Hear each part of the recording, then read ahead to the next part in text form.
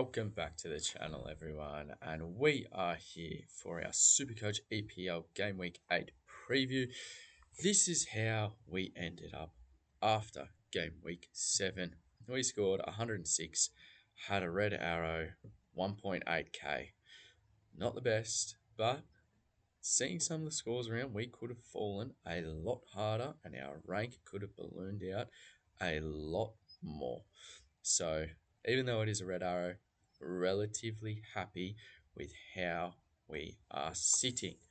The team, we've already made trades for this game week, and purely because, well, there's a man that I am completely in love with, and that's Ismail Assar of Crystal Palace. Yes, I know he does have AFCON coming up, but with a break even of, fairly sure it is 0, yes, he is going to make more money than the player we are trading out, and I think will probably score just as much, if not as more.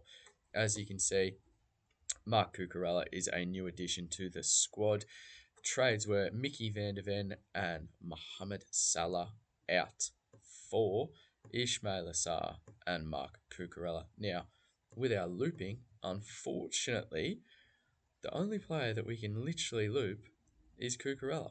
That's not the worst VC option against Forest. Chelsea should win that. But in saying that, there are other options that I would have preferred. But just the way things have fallen and our actual player candidates, Cucurella is the only one that we can go with. And if he doesn't pop off, then we just set and forget on Haaland. Simple as that. As you can see, we have 31 trades left, 4.3 million in the bank. And to be honest with you, I am not the biggest fan of any midfield upgrades. We could easily go Stack up, Dewsbury Hall up, but money's not an issue right now, so I don't see why we should force something. I wish we had went with Saka instead of Gyökeres.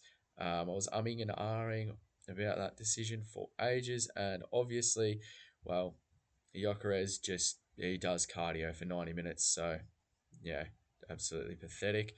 But in saying that, we will be moving on probably one of Anton Stack or Kevin Dewsbury Hall next week to whoever that is. I think it may be Jared Bowen, depending on his performances against Brentford this week for West Ham. Not entirely sure.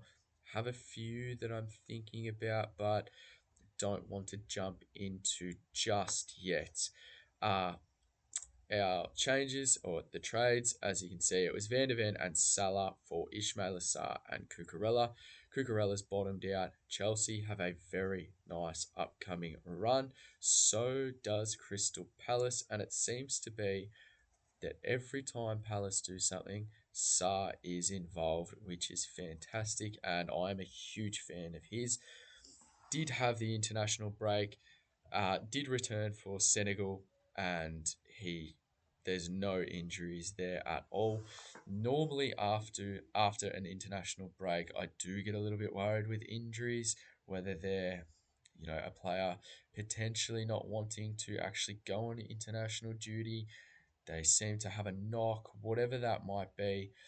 Normally, I always have a few injuries afterwards, but for some weird reason in FPL and Supercoach this year, don't have any that I know of, which is amazing.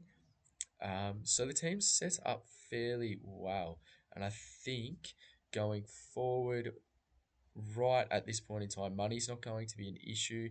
We have 4.3 million in the bank. Longstaff, who has been an absolute gem, a very, very nice pick. Still with the low break even. We are doing quite well for the money generation. It's just we need a few more points on field. That would be much better. I did think of trading in Van Heck of Brighton, although I'm not entirely certain he's nailed. Mason Mount as well for United. Again, not 100% certain he's nailed. I think it's a waste to go Gyökeres to Saka. I don't think I would have went Salah to Saka. Really wanted Ismail Assar and Semenyo. I mean, he just keeps getting it done and done week after week, but that price is absurd. And besides the other defender that I was interested in was William Saliba. Although, in saying that, I think Cucurella is a better buy this week. So that's what we've done. Um, we've officially hopped off the Spurs train in Supercoach. We have none of their assets anymore. Mickey Van der Ven was the last to go. And at that price, more than happy to jump off for Cucurella, who will no doubt make some money and hopefully return quite nicely. And our other trade in Ismail Assar, I mean, if you've interacted with me regarding Supercoach or FPL, you know I'm a huge fan of him. And Palace are a very, very good side. They've done quite well this year. I think they've exceeded expectations, it's fair to say, but I don't think anyone actually had them in the lower half of the table. Yes, they have extra games, but that's just, I mean, that's the difficulty with playing in Europe. So twice a week, but I'm very, very confident of Ismail Assar and his return, and also when AFCON does come around, jumping off to basically anyone. He is an appreciating asset, whereas Salah isn't. Although Salah does have a good record against United at home, I think if we can get through this week, the fixtures are relatively even, and I would be betting that Salah potentially outscores Salah and also makes more money than what Salah would.